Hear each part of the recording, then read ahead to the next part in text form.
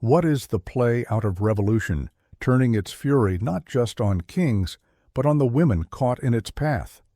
In the convulsions of the French Revolution, the streets of Paris became a stage not just for justice, but for humiliation, shame, and gruesome disgrace.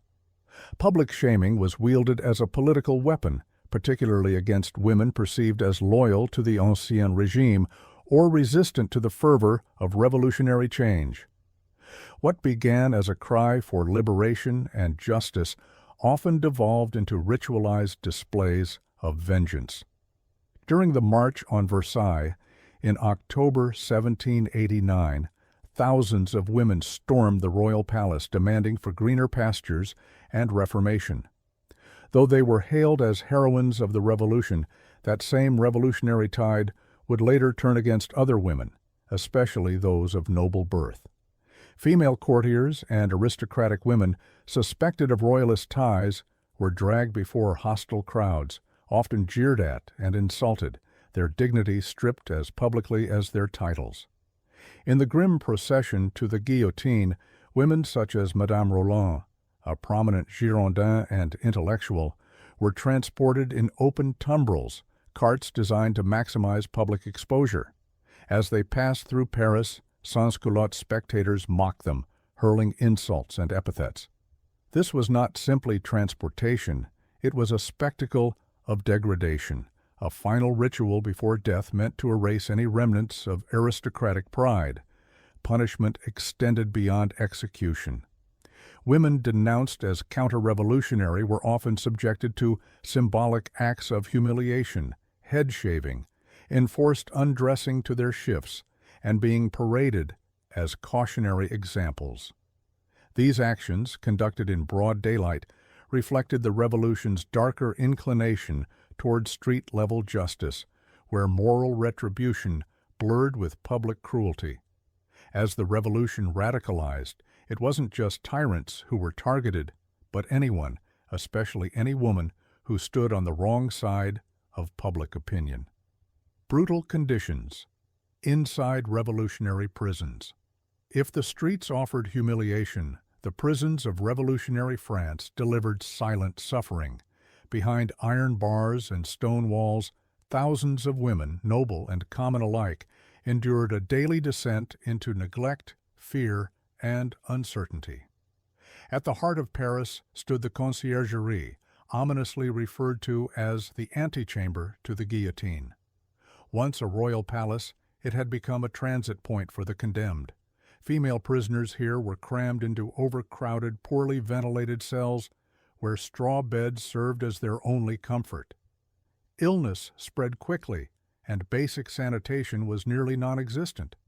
Yet it was not disease alone that weighed on them.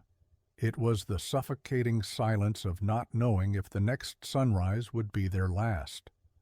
Other notorious prisons like La Force and Sainte-Pélagie held large numbers of women, many accused under the sweeping law of suspects enacted in 1793. With this decree, revolutionary authorities broadened the definition of enemy, resulting in mass arrests.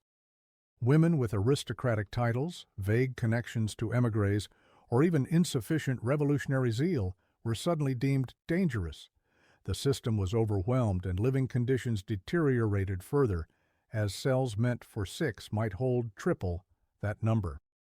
We catch glimpses of this grim reality through the writings of Grace Dalrymple Elliott, a Scottish noblewoman imprisoned during the Reign of Terror. In her memoirs, she described the stench, the fear, and the constant roll call, each name read aloud with a chill of dread, as it could signal execution. While male prisoners often shared political camaraderie, many imprisoned women were isolated from allies and family, forced into confessions under harsh interrogation. Though physical torture had been officially abolished in France by 1788, the revolutionary authorities soon found other means of extracting submission. Under the intense scrutiny of the Revolutionary Tribunal, women accused of crimes against the revolution faced interrogation tactics that relied not on visible brutality, but on psychological pressure, coercion, and the ever-present threat of execution. The tribunal, established in 1793, was meant to deliver swift justice, but its proceedings often resembled foregone conclusions. Interrogators employed coercive questioning, confronting prisoners with accusations already echoed in public prints, demanding rapid responses under stress. Promises of leniency were dangled before some, only to be replaced by warnings of certain death if cooperation was withheld. These interrogations took place in dim, crowded chambers, with judges and prosecutors ready to pounce on the smallest contradiction. Beyond the courtroom, public opinion was weaponized. Newspapers like L'Ami du Peuple and revolutionary posters known as affiches often vilified women before their trials even began. Once branded as traitors or counter-revolutionaries, female prisoners walked into hearings already condemned by the court of public judgment. In this environment, the line between justice and performance blurred.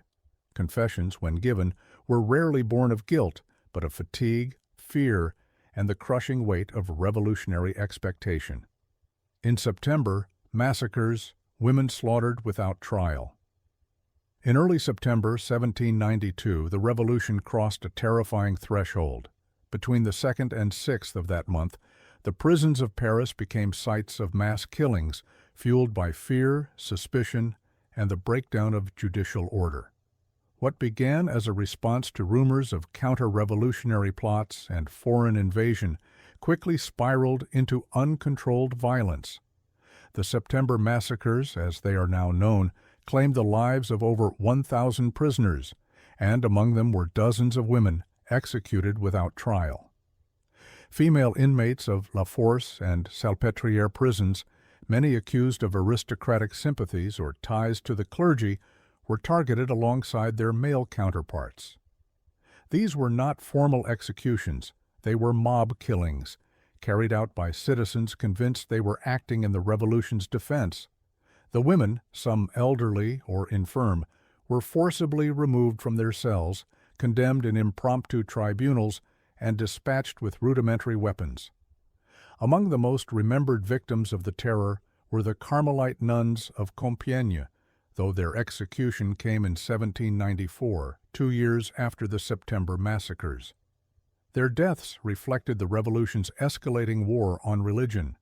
Arrested for defying revolutionary secularization, the 16 nuns were guillotined on July 17, 1794, their serene hymns at the scaffold immortalizing them as symbols of faith under persecution.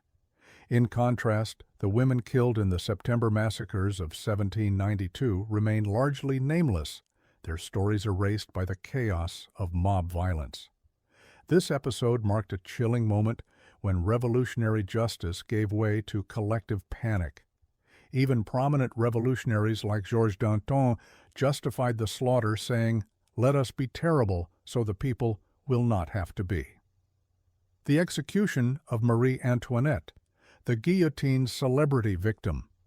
By October 1793, the revolution had devoured its monarchy, and now it turned its final gaze on the woman once known as Madame Deficit.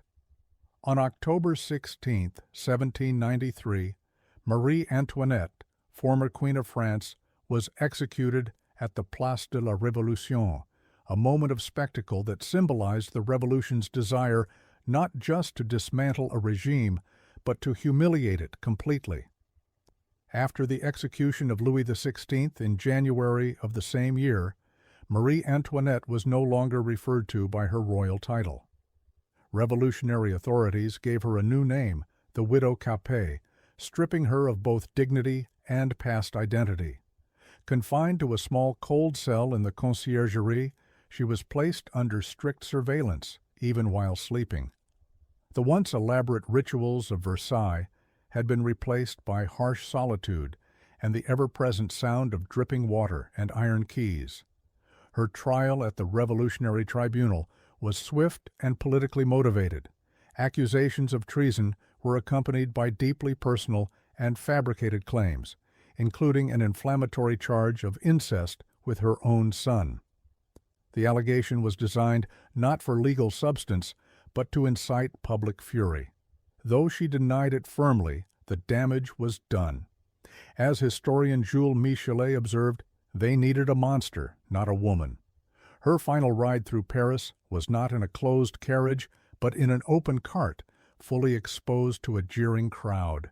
Pale, with her hair cut short, she stood silent, the very image of a monarchy brought low. The fate of female prisoners during the French Revolution reveals a haunting truth.